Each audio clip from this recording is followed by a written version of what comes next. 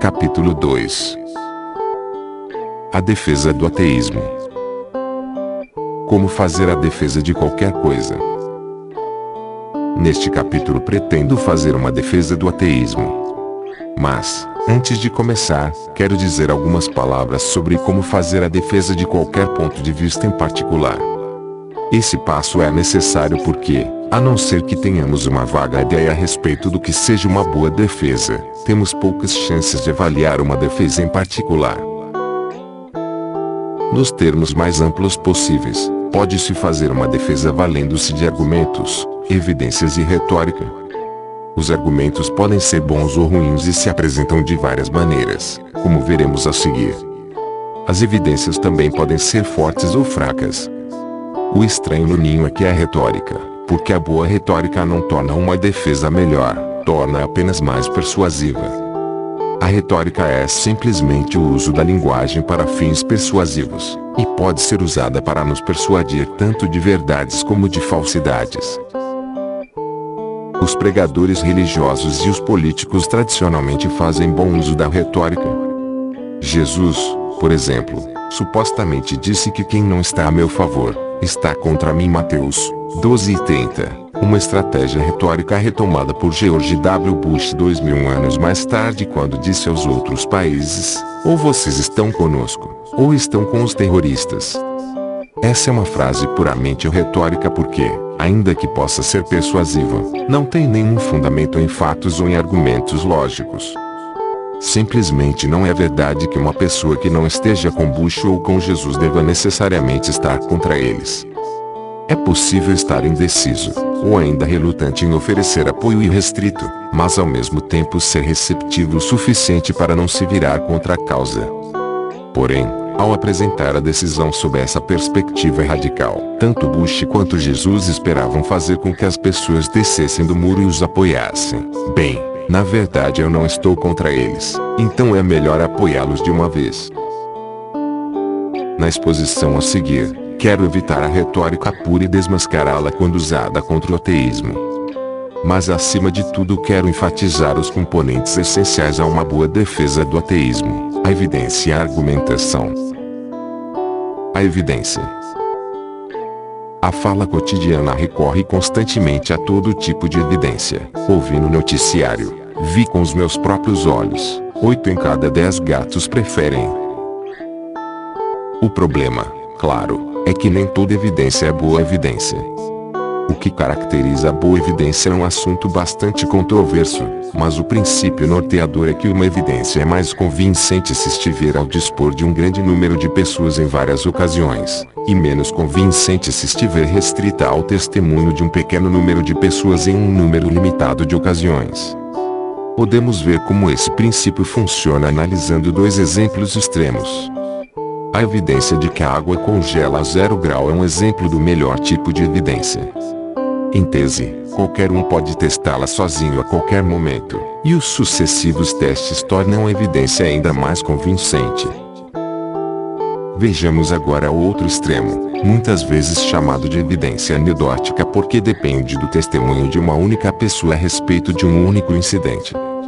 Alguém diz que viu o próprio cachorro entrar em combustão espontânea. Será que isso seria uma boa evidência para sustentar a existência da combustão canina espontânea? De maneira alguma, e por vários motivos.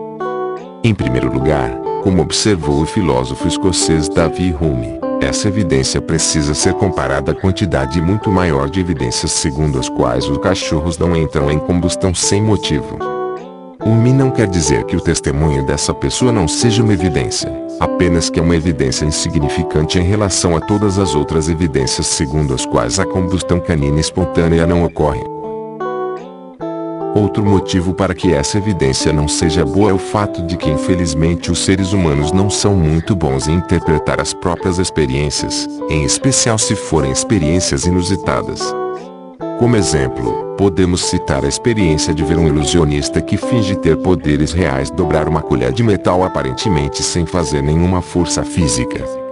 Talvez você ouça as pessoas convencidas por essas experiências dizerem que viram o ilusionista entortar a colher com o poder da mente. É claro que não viram uma coisa dessas, porque não poderiam ter visto os pensamentos do ilusionista, e portanto não poderiam ter visto os pensamentos dobrarem o metal. O que viam foi uma colher se entortar sem que percebessem o emprego de força física, nada mais. Todo o resto é interpretação. Constatar esse fato não equivale a chamar a testemunha de estúpida ou de mentirosa. Não se trata disso. As pessoas não mentiram, simplesmente se equivocaram, e não são estúpidas, mas apenas vítimas de um embusteiro sagaz. Podemos ver como os méritos desses dois extremos de evidência se comparam ao pensar em como demonstramos que a evidência anedótica é fraca. No caso da combustão canina espontânea, a impossibilidade de repetir o acontecimento é um dos motivos que nos leva a considerar a evidência anedótica uma evidência fraca. Se os cachorros entrassem em combustão sem nenhuma razão aparente com certa frequência, a evidência seria mais forte, porque assim estaria disponível para a análise de mais pessoas em diversas ocasiões. Para cortar uma pessoa ao meio é necessário apenas criar uma ilusão, para entortar uma colher. No entanto, poderes psíquicos reais parecem ser necessários. Você está convencido? Podemos demonstrar uma desconfiança semelhante em relação à força de evidência para o entortamento da colher porque, no momento em que são testados em condições monitoradas em laboratório, os poderes do entortador de colheres desaparecem. Mais uma vez, parece que a evidência não está disponível para análise da mesma forma como a temperatura de congelamento da água está. Minha intenção é sugerir que todas as evidências fortes pesam a favor do ateísmo e apenas as evidências fracas pesam contra. Em qualquer outro caso, essa simples constatação bastaria para determinar que o ateísmo é verdadeiro. A situação é comparável a dizer que a água congela a 0 grau. Todas as evidências fortes corroboram a tese. Apenas as evidências fracas de anedotas, mitos, boatos e ilusionistas pesam contra. Ausência e evidência. Se incorrermos no erro de ver o ateísmo puramente como uma oposição ao teísmo, podemos ter a impressão de que as evidências a favor do ateísmo resumem-se às evidências contra a existência de Deus. No entanto, como vimos no capítulo 1, o ateísmo é essencialmente uma forma de naturalismo, e portanto baseia-se na evidência do naturalismo. Essa evidência não é nada além de uma evidência contra a existência de Deus em um sentido negativo, em outras palavras, como não encontramos evidências de que Deus exista, não temos razão para acreditar que exista. Esse tipo de argumento não costuma ser suficiente para quem apela para o princípio de que a ausência de evidência não é uma evidência da ausência. Mas as coisas não são tão simples quanto uma frase de efeito. Vamos analisar a possível existência de manteiga na minha geladeira. Sem abrir a porta e dar uma olhada lá dentro, a evidência que poderia fundamentar a existência da manteiga estará ausente, mas esse fato não serve como evidência da ausência. Se olhamos para o interior da geladeira e o examinamos bem e não encontramos nenhuma manteiga, então temos uma ausência de evidência que de fato serve como evidência da ausência. Na verdade, é difícil imaginar que outra evidência poderia haver para a ausência de uma coisa além da impossibilidade de encontrar qualquer evidência de sua presença. Uma coisa que não existe e não deixa marcas, então apenas essa ausência de marcas da existência pode servir como evidência da inexistência. A diferença entre a ausência de evidência quando não abrimos a porta da geladeira e a ausência depois que a abrimos é simples. No primeiro caso, trata-se de um fracasso na simples busca da evidência onde esta poderia encontrar-se. No segundo, a ausência deve-se ao fracasso na descoberta da evidência onde esta poderia ser encontrada se de fato existisse. Esse último tipo de ausência é uma forte evidência da ausência. Pense a respeito. A evidência mais forte de que não há um elefante dentro da sua geladeira é que, ao abrir a porta, você não encontra nenhum indício desse animal. Assim, a evidência para o ateísmo reside no fato de que existe um amplo leque de evidências para a verdade do naturalismo e uma ausência de evidências para todo o restante. O restante, é claro, inclui Deus, mas também goblins, hobbits e desodorantes que realmente durem 48 horas. Nesse sentido não há nada especial a respeito de Deus. Deus é apenas mais uma das coisas em que os ateus não acreditam, mas, por razões históricas, é aquilo que serviu para descrevê-los. A evidência a favor do ateísmo. Agora estamos prontos para analisar quais são as evidências que sustentam o naturalismo e, portanto, o ateísmo. A afirmação que pretendo fazer é de que todas as evidências fortes corroboram a verdade do ateísmo e apenas evidências fracas se opõem a ele. Talvez pareça uma afirmação categórica demais, porém mesmo assim acredito que seja justificada. Pense a respeito de uma das grandes questões em que a evidência tem alguma coisa a oferecer: a natureza das pessoas. O naturalismo dos ateus consiste em encarar o ser humano como um animal biológico, e não como uma espécie de alma espiritual encarnada, como muitos religiosos pensam. Essa é uma afirmação mínima, que oferece diversas maneiras de levar o raciocínio adiante. Certos ateus acreditam que os seres humanos são apenas animais como quaisquer outros, e que em nada diferem dos outros bichos. Outros, no entanto, embora acreditem que os seres humanos são animais biológicos, acreditam que certas aptidões, como a consciência e o pensamento racional, tornam-nos essencialmente diferentes dos outros animais.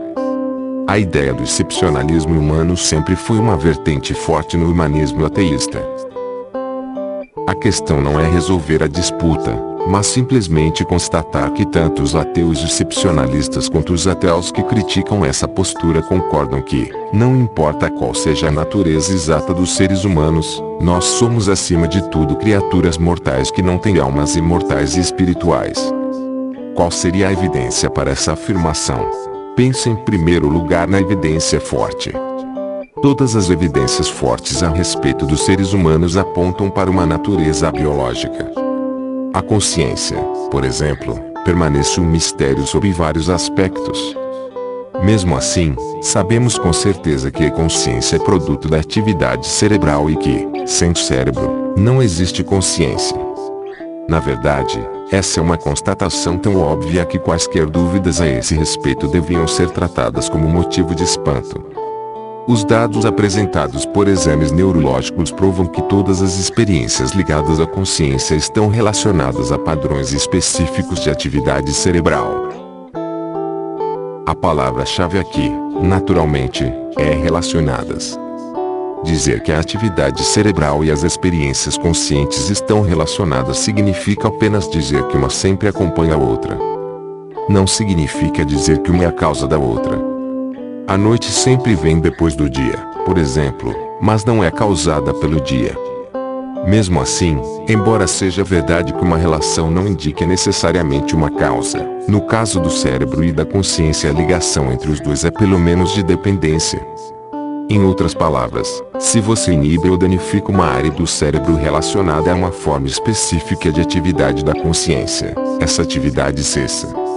E, por mais estranho que pareça, o estímulo de certas áreas do cérebro às vezes pode induzir atividades involuntárias da consciência. Com o estímulo da área do cérebro associada ao humor, por exemplo, você pode fazer uma outra pessoa achar qualquer coisa hilariante, mesmo que não possamos ver o que os outros estão pensando.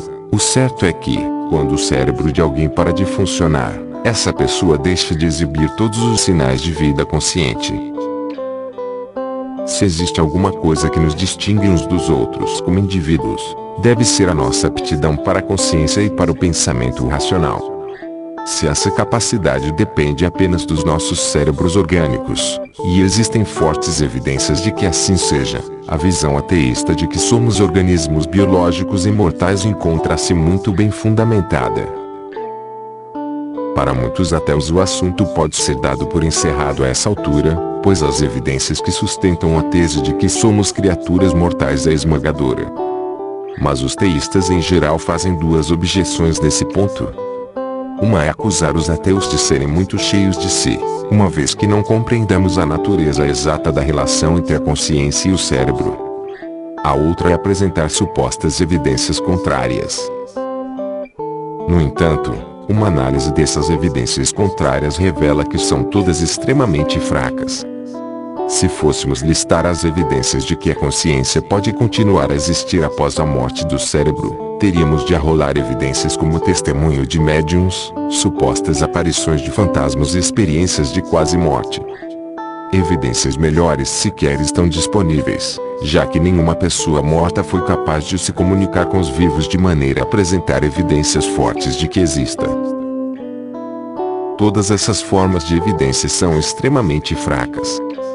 Médiuns não são confiáveis. É verdade que algumas pessoas acreditam ter se comunicado com entes queridos graças ao auxílio de médiuns, mas esse tipo de convicção pessoal não é uma evidência forte. As pessoas têm necessidades emocionais profundas capazes de fomentar uma predisposição a crenças que, em circunstâncias normais, seriam consideradas pura ingenuidade, mas que, no caso da perda de uma pessoa querida, sem dúvida merecem um nome mais solidário. Além do mais, nenhum médium jamais foi capaz de nos dizer coisas que provassem além de qualquer dúvida que estivesse a par das informações do mundo espiritual. As aparições de fantasmas são ainda menos convincentes, e as experiências de quase morte tampouco apresentam boas evidências de que sejamos capazes de sobreviver à morte. O próprio nome, experiência de quase morte, deixa isso claro. Nesse ponto os teístas provavelmente vão reagir com algumas evidências que, segundo pensam, o ateu não poderá contestar. O que dizer a respeito do médium que indicou o local onde estava o corpo de uma criança assassinada, se nenhuma pessoa viva dispunha dessa informação? Por que a polícia usa médiums se não são confiáveis? Como você explica que o médium tenha dito à viúva uma coisa que somente o falecido marido poderia saber? Ao exigir que o ateu refute caso a caso todas as supostas evidências de vida depois da morte, o teísta está fazendo uma exigência injusta. É simplesmente impossível que alguém avalie todas as alegações individuais que são feitas. Mas a perspectiva do ateu não exige essa demolição passo a passo. Em vez disso, o ateu pode responder invocando princípios gerais. A primeira coisa a dizer é que, quando examinadas de perto, quase todas essas evidências revelam-se muito mais fracas do que parecem. Como disse Davi Hume, temos uma tendência natural a nos encantar com maravilhas e mistério, e essa tendência fomenta um forte desejo de acreditar em histórias sobrenaturais. Os ateus podem dizer com razão que, se em todos os casos analisados de perto encontram-se evidências de que não são o que pareciam ser a princípio, é razoável supor que todos os casos similares trarão apenas evidências fracas a não ser que se prove o contrário. Assim, o ônus recai sobre os teístas, que deixam de poder exigir explicações dos ateus e veem-se obrigados a fazer uma defesa, e não apenas a repetir boatos. Mas a segunda resposta é ainda mais importante. Todas as evidências apresentadas para a existência da vida depois da morte são do tipo fraco. Nenhum dos supostos casos de comunicação com os mortos fornece-nos nada que se pareça com os dados observáveis e verificáveis que caracterizam a evidência forte. A questão para os teístas, portanto, deve ser a seguinte: como o número reduzido de evidências fracas para a vida depois da morte poderia sobrepor-se à montanha de evidências fortes para a mortalidade da consciência humana? Se as evidências para a vida depois da morte fossem do tipo forte, a raridade da ocorrência não faria a menor diferença. Se, por exemplo, alguém diante de uma sala repleta de pessoas se matasse, ateasse fogo em si mesmo e continuasse a falar com a plateia e a interagir normalmente, os ateus seriam obrigados a reconsiderar as crenças que nutrem em relação à mortalidade humana, mesmo que se tratasse de um caso único. Mas nenhuma das evidências para a vida depois da morte chega sequer perto desse nível de força. Parece apenas que certas pessoas estão dispostas a dar mais importância a evidências fracas e anedóticas do que as fortes evidências para nossa mortalidade. Eis porque até mesmo os casos raros de evidência genuinamente intrigante para a vida depois da morte não funcionam com os ateus. Mesmo que num caso pontual, ou talvez em uma dúzia, um médium tenha dito alguma coisa que apenas os mortos poderiam saber, essas evidências fracas e irrepetíveis perdem-se em meio ao grande acúmulo de evidências fortes para a mortalidade do ser. Não podemos esquecer que todos os dias milhões de alegações são feitas por médiuns. O próprio acaso se encarrega de fazer com que uns poucos pareçam sobrenaturais. Seria tolice achar que exemplos individuais dessas comunicações são evidências mais fortes do que tudo o que sabemos a respeito da mortalidade humana. Ao escrever esta seção, sinto que os meus argumentos serão inúteis diante de um forte desejo pela vida após a morte ou de uma forte crença neste fenômeno. Isso nos leva de volta à questão da ausência de evidência e da evidência da ausência. Assim como uma pessoa que sofre de transtorno obsessivo-compulsivo nunca pode ter certeza de ter chaveado a porta, independente de quantas vezes faça conferência, uma pessoa que acredita na vida após a morte nunca pode ter certeza que essa possibilidade foi excluída de uma vez por todas, independente de quantas tenha reexaminado as evidências. Sempre existe a possibilidade lógica de que a evidência definitiva possa surgir, uma evidência forte e verificável de que não somos mortais. Essa eterna possibilidade nutre a crença e a esperança daqueles que querem acreditar na vida após a morte. O problema é que essas possibilidades eternas poderiam existir para muitas outras crenças. Para dar alguns exemplos, é possível que amanhã seja revelado que você viveu a vida inteira em uma máquina de realidade virtual, que alienígenas vêm preparando uma invasão da Terra durante os últimos 100 anos, que o Papa é um robô, que a missão Apollo nunca chegou à Lua e que tudo foi filmado em um estúdio, que os cristãos evangélicos estavam certos e que o dia do julgamento chegou. Porém, a simples possibilidade de que essas coisas possam acontecer não é razão para acreditar nelas. Na verdade, a evidência disponível sugere fortemente que essas hipóteses sejam falsas, e isso devia ser motivo suficiente para desacreditá-las. Por isso a alegação de que os ateus exageram na descrença é injustificada. As pessoas dizem que, como os ateus não podem jamais ter certeza de que não existe vida após a morte, seria uma tolice excluir essa possibilidade. No máximo poderiam suspender a crença, como fazem os agnósticos. Curiosamente, muitas das pessoas que afirmam que os ateus deviam ser agnósticos são religiosas. Nesse caso, para que fossem coerentes, não deviam abraçar o agnosticismo também. Mas essa política seria irresponsável, uma vez que para aplicá-la de maneira coerente você teria de ser agnóstico em relação a qualquer assunto em que houvesse uma possibilidade de erro, porque não existe certeza absoluta e sempre é possível que novas evidências surjam e provem que você está errado. Mas ninguém afirma que deveríamos dizer eu não acredito nem desacredito que o Papa seja um robô, ou então quanto à possibilidade de que ao comer um pedaço de chocolate eu possa me transformar em um elefante, sou completamente agnóstico. Na ausência de qualquer boa razão para acreditar nessas possibilidades absurdas, simplesmente as desacreditamos em vez de suspender nosso julgamento. O ateísmo e o dogmatismo. Muitas pessoas que afirmam que os ateus deviam ser agnósticos confundem o que vou chamar de crença firme com dogmatismo. No âmago da distinção entre os dois encontra-se o termo técnico falsificabilidade.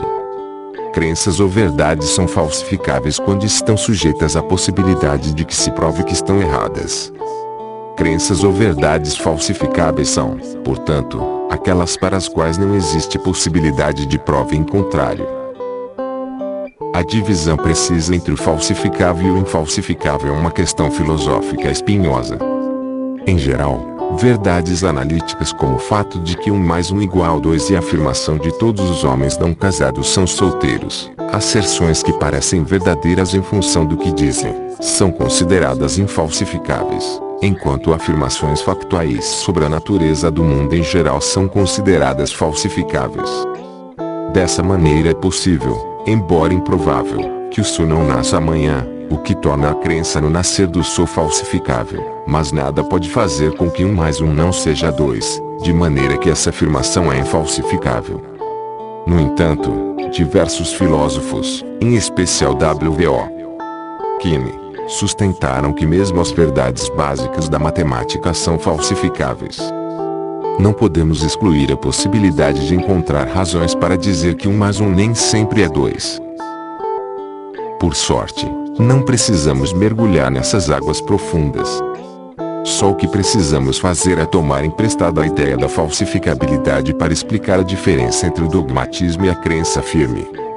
Ser dogmático é basicamente sustentar que as próprias crenças são infalsificáveis mesmo quando essa relutância em contemplar a possibilidade de estar errado não se justifica.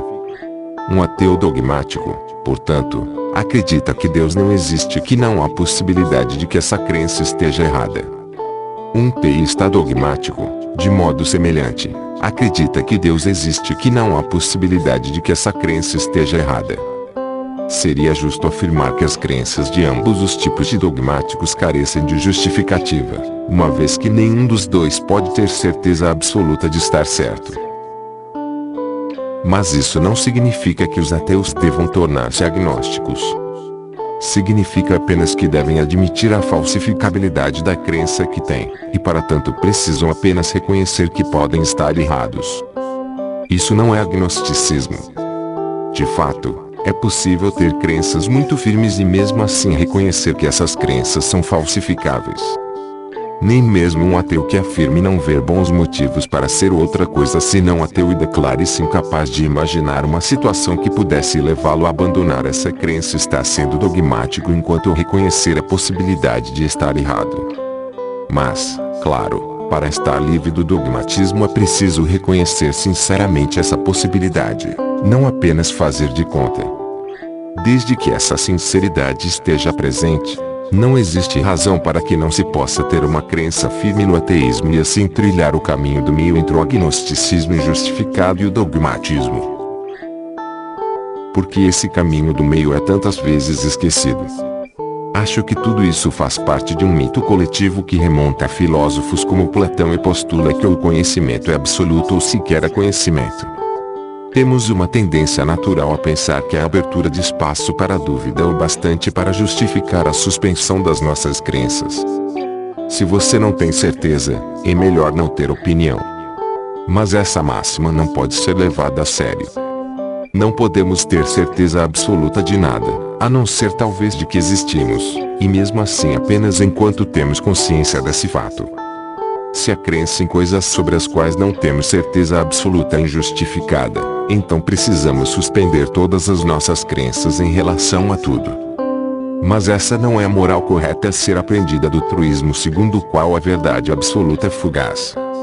A possibilidade de que estejamos errados não nos impede de ter boas razões para achar que estamos certos. Sou contra o dogmatismo ateísta e contra o dogmatismo teísta. Na verdade, acredito que posturas dogmáticas de qualquer natureza são em geral mais perigosas do que as opiniões em si. Ateus inteligentes em geral têm muito mais em comum com os teístas não dogmáticos do que se poderia imaginar. Inferências a favor da melhor explicação. Até este ponto argumentei que o ateísmo é a visão de mundo mais bem sustentada pelas evidências da nossa experiência e que o fato de que essas evidências não sejam infalíveis serve apenas para rejeitar a crença dogmática, não para suspender toda sorte de crença e abraçar o agnosticismo. Como esse argumento talvez pareça fraco para certas pessoas, acho que vale a pena explicar de maneira um pouco mais detalhada porque, na verdade, é o tipo de argumento mais adequado para o assunto em pauta. Para isso é necessário apenas refletir sobre como raciocinamos a respeito dos fatos em geral. O método mais comum chama-se indução. A indução consiste em argumentar com base em experiências passadas ou presentes de maneira a tirar conclusões sobre coisas que ainda não foram observadas, seja no passado, no presente ou no futuro. Esses argumentos baseiam-se na uniformidade da natureza, na ideia de que as leis naturais não param de operar e não sofrem alterações. Cabe ressaltar que isso não equivale a dizer que a natureza é sempre previsível. Essa seria uma asserção ingênua. Muitos eventos na natureza são imprevisíveis ao extremo. Mesmo assim, esse comportamento imprevisível não viola as leis naturais. Mudanças climáticas inesperadas não são inexplicáveis.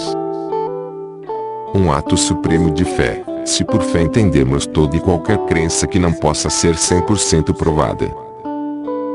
Todos nós fazemos uso desses pressupostos sobre a uniformidade da natureza a cada momento do dia.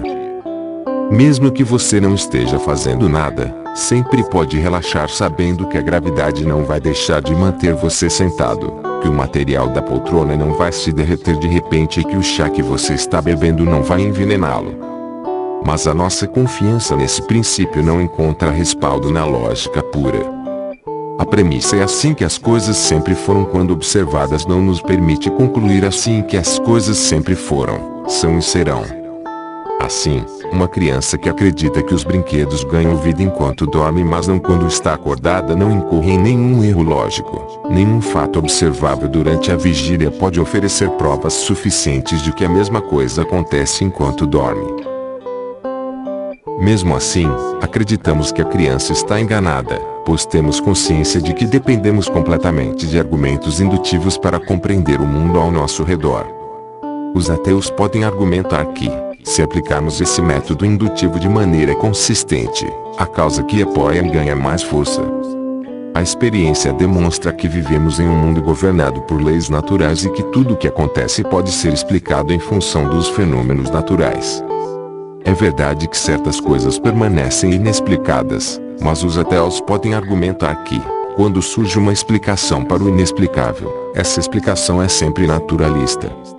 A experiência demonstra que as boas explicações são explicações naturalistas. Assim, é improvável que a classe de fenômenos inexplicados contenha qualquer coisa que venha a ser explicada com base no sobrenatural. A indução fundamenta a crença dos ateus porque é um método de argumentação confiável, tanto para os ateus como para os religiosos. Sendo assim, nem mesmo os teístas podem rejeitar a indução. No entanto, se aceitamos a indução, deveríamos aceitar também que o método aponta para o naturalismo que sustenta o ateísmo, não para o sobrenaturalismo que sustenta o teísmo. O fato de que os argumentos indutivos não trazem certezas absolutas é uma verdade inelutável com a qual precisamos viver, uma vez que precisamos viver com a incerteza da indução se queremos agir no mundo, mesmo que seja para fazer algo tão simples como sentar. Existe um segundo tipo de argumento que se baseia em evidências mas não admite provas no sentido estrito, e esse argumento adquire grande importância no debate entre ateus e teístas: a abdução. A abdução também é conhecida pelo nome mais descritivo de inferência a favor da melhor explicação. Embora os argumentos abdutivos façam uso do princípio indutivo segundo o qual o passado, o presente e o futuro não observados se assemelham ao passado e ao presente, a estrutura desses argumentos é distinta. Em resumo, um argumento abdutivo examina um fenômeno ou um conjunto de fenômenos para o qual existe mais de uma explicação possível e tenta determinar qual das explicações é a melhor. Não existe uma fórmula mágica capaz de estabelecer qual é a melhor explicação, mas em geral as melhores explicações são mais simples, mais coerentes e mais abrangentes do que as outras. É provável que possam ser testadas ou ainda usadas para fazer previsões. Esses argumentos não são conclusivos, a possibilidade de que uma das explicações menos prováveis seja a correta permanece para sempre em aberto. Mas, assim como a indução, a abdução é imprescindível. Se esse tipo de argumentação é incapaz de nos assegurar uma conclusão verdadeira, temos de aprender a viver com isso. No que diz respeito à natureza do universo e existência de fenômenos sobrenaturais, parece-me claro que podemos contar apenas com o método abdutivo. O motivo é simples: existem várias explicações para a maneira como o mundo se apresenta para nós, e como essas explicações entram em conflito umas com as outras é impossível que sejam todas verdadeiras. Seria querer demais imaginar que justamente essa ou aquela explicação fosse a verdadeira. Como disse Derrida, se as coisas fossem simples a notícia teria corrido. Sendo assim, o melhor a fazer é analisar as opções e decidir que explicação melhor se ajusta aos fatos.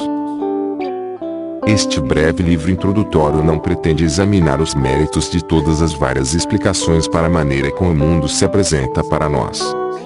Tudo o que posso fazer aqui é oferecer uma amostra de por que a visão de mundo ateísta é a melhor explicação. Em primeiro lugar, é uma explicação simples, porque não requer que se postule a existência de nada além do mundo natural.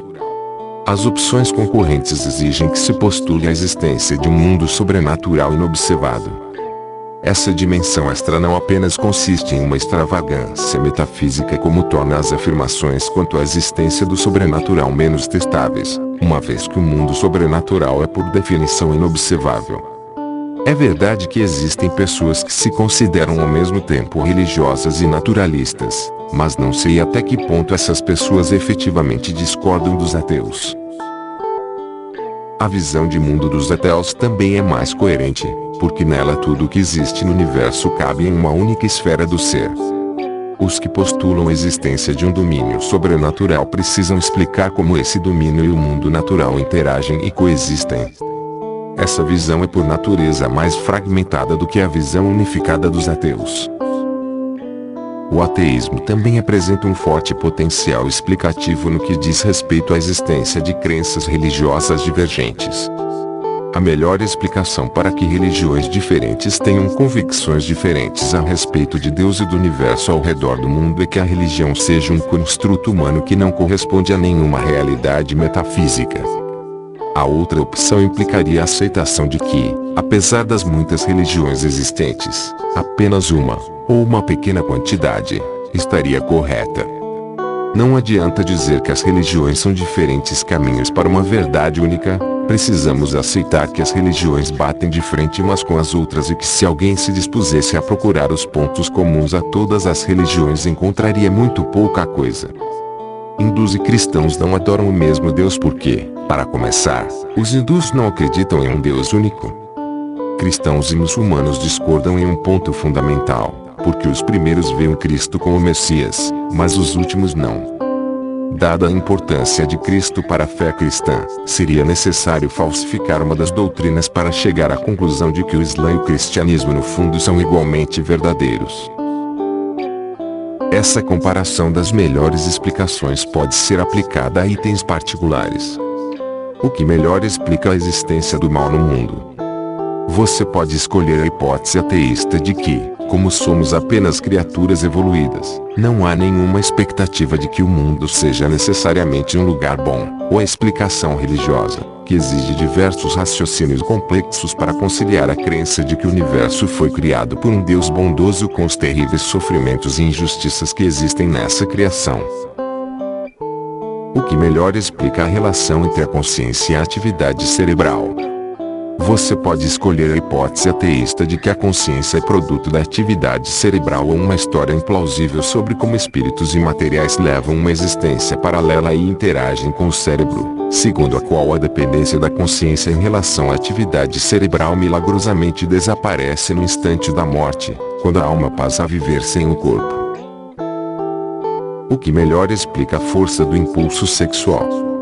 Você pode escolher a hipótese de que esse impulso surgiu porque aumentava as chances de sobrevivência de um gene ou organismo, ou a hipótese segundo a qual Deus nos fez safados em uma tentativa perversa de nos tornar mais suscetíveis ao pecado.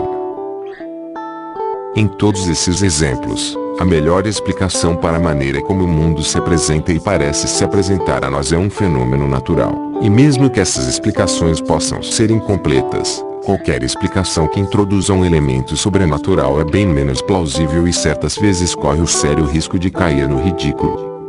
Visto que o método abdutivo é a forma mais adequada de se argumentar sobre a natureza fundamental do mundo em que vivemos, a defesa do ateísmo ganha força. O ateísmo é uma posição de fé. Agora estamos em condição de rejeitar a frequente alegação de que o ateísmo é apenas uma posição de fé com uma crença religiosa. Essa é uma alegação interessante, porque se o ateísmo é uma posição de fé tal como a crença religiosa, os religiosos não estão em condição de criticar os ateus pelas crenças que nutrem. Na verdade, os religiosos deveriam perguntar-se se é inteligente seguir essa linha de ataque, se as crenças que nutrem e todas as demais crenças resumem-se a posições de fé. Será que não caímos em uma espécie de relativismo em que não existem fundamentos para que se possa estabelecer a verdade ou a falsidade de qualquer sistema de fé e em que ficamos limitados a acreditar no que funciona melhor para cada um? Essa atitude é especialmente estranha porque um dos versículos da Bíblia mais repetidos pelos cristãos é: Eu sou o caminho, a verdade e a vida. Ninguém vem ao Pai a não ser por mim. João 14:6. Jesus supostamente não disse eu sou um caminho, uma verdade e uma vida. As pessoas podem vir ao Pai como bem entenderem. Tampouco encerrou o discurso dizendo: mas isso tudo é apenas o que eu acredito. A fé de vocês pode ser diferente. Seja como for, podemos deixar todas essas questões de lado, pois o ateísmo simplesmente não é uma posição de fé. Para entender por quê, precisamos apenas nos perguntar o que diferencia a fé da razão. Quando as pessoas dizem que o ateísmo é uma posição de fé, muitas vezes parecem estar pensando que, como não existem provas para o ateísmo, uma outra coisa, fé, seria necessária para justificar a crença no ateísmo. Fazer uma afirmação dessas é cometer um equívoco em relação ao papel das provas na justificativa de uma crença.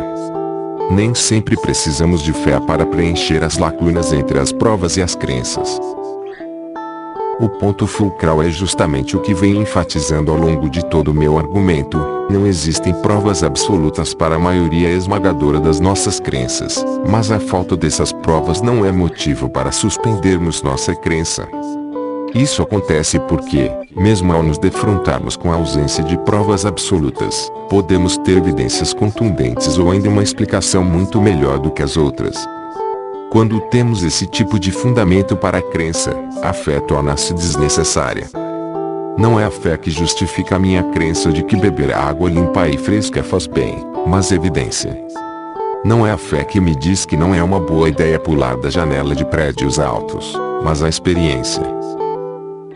Se afirmamos que a fé está envolvida em exemplos como esses, uma vez que supostamente o compromisso com qualquer tipo de crença ou de ação que não seja provada exige fé, na verdade estamos roubando a fé de sua característica mais marcante. Se a fé é isso, então não existe diferença entre as questões de fé e as nossas outras crenças. Tudo se transforma em uma questão de fé, a não ser talvez por verdades evidentes como o fato de que 1 mais 1 igual 2. Certas pessoas talvez recebam essa ideia de braços abertos. Mas, além de roubar a fé de sua natureza particular, essa abordagem traz um novo problema. Diferentes graus de verdade passam a ser necessários, uma vez que é preciso menos fé para acreditar no poder refrescante da água do que para acreditar no poder salvador de Cristo. Mas, nesse caso, dizer que as crenças de um ateu são questões de fé torna-se uma objeção vazia.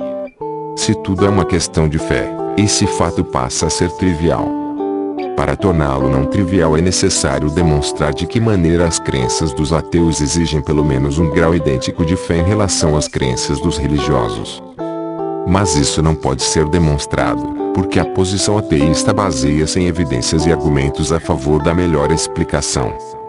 Os ateus acreditam naquilo em que têm boas razões para acreditar e não acreditam em entidades sobrenaturais nas quais existem poucas razões para acreditar, todas elas fracas. Se essa é uma posição de fé, então a quantidade de fé necessária é extremamente pequena.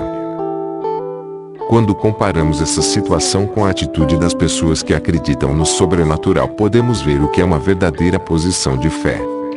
A crença no sobrenatural é uma crença em algo que carece de boas razões para merecer crédito. Na verdade, em certos casos é uma crença em algo que contraria todas as evidências disponíveis. A crença na vida depois da morte, por exemplo, é contrária às fartas evidências que indicam que as pessoas são criaturas mortais.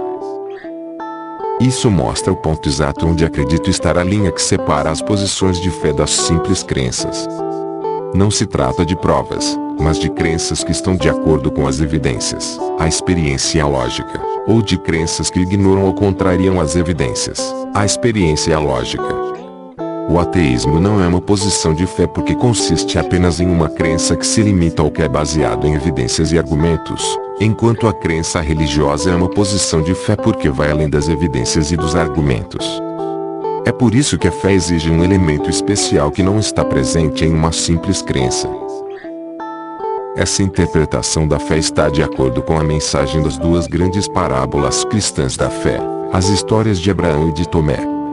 Tomé era discípulo de Jesus e tornou-se famoso por duvidar de que Jesus tivesse se erguido dos mortos, como outros seguidores de Jesus haviam afirmado. Tomé não tinha fé na morte de Jesus. Na verdade, faltava-lhe a fé para acreditar que houvesse se erguido dos mortos. A assimetria deve-se ao fato de que nenhuma fé é necessária para acreditar em algo que é demonstrado por todas as evidências, mas a fé é necessária para acreditar em algo que vai contra a nossa experiência e as evidências de que dispomos. Tomé só acreditou depois de ver Jesus e colocar as mãos sobre as feridas. A moral da história é que são felizes os que não viram e creram em João 20:29. Assim a cristandade endossou o princípio de que é bom acreditar naquilo em que não temos nenhum fundamento para acreditar, uma máxima um tanto conveniente para um sistema que não dispõe de boas evidências. Abrão foi instado a sacrificar o único filho a Deus em um teste de fé. Na profunda análise que escreveu sobre a história, Kierkegaard afirma que a grandiosidade do teste não reside na matança em si. Afinal, a vontade de Deus deve ser boa. E se você tem uma fé verdadeira, sabe que, a longo prazo, terá feito o melhor para você mesmo e para o seu filho. Mas o teste exige uma fé imensa porque vai contra tudo que Abrão sabe sobre Deus, sobre a moralidade e sobre a bondade. A razão e a experiência indicam que Deus jamais exigiria um sacrifício humano. Mesmo assim, foi o que Deus fez. Será que Abrão foi enganado? Será que Deus estaria testando Abrão de maneira diferente? Será que deveria subverter a ordem e assim provar a própria bondade? Ou será que não é Deus, mas o diabo quem faz o pedido? Abrão precisa da fé para seguir adiante, porque o pedido desafia a razão. A situação dos ateus e dos religiosos, portanto, é muito diferente. Apenas a crença religiosa exige fé porque apenas a crença religiosa postula a existência de entidades em cuja existência não temos nenhum bom motivo para crer. É um erro elementar supor que, por serem duvidosas ou incertas, as crenças dos ateus também exigem fé. A fé não serve para preencher a lacuna entre as razões para crer e as provas definitivas, mas para sustentar crenças que carecem de embasamento em evidências ou em argumentos. É por esse motivo que, como dizem os textos religiosos mais tradicionais, a fé não é tão simples como uma crença qualquer. Ou, como dizem os ateus, é por esse motivo que a fé é estúpida. Faça suas apostas. Um dos argumentos mais curiosos para a crença religiosa é a aposta de Pascal.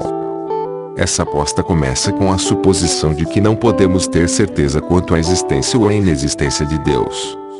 O seguir, conclui que, dada a situação de incerteza, é melhor acreditar do que não acreditar, uma vez que os riscos da descrença, a danação eterna, são muito maiores do que os riscos da crença, perder nosso tempo com a devoção religiosa, e caso Deus exista a recompensa da fé, a vida eterna, é muito maior do que a recompensa da descrença, mais diversão aqui na terra, caso Deus não exista.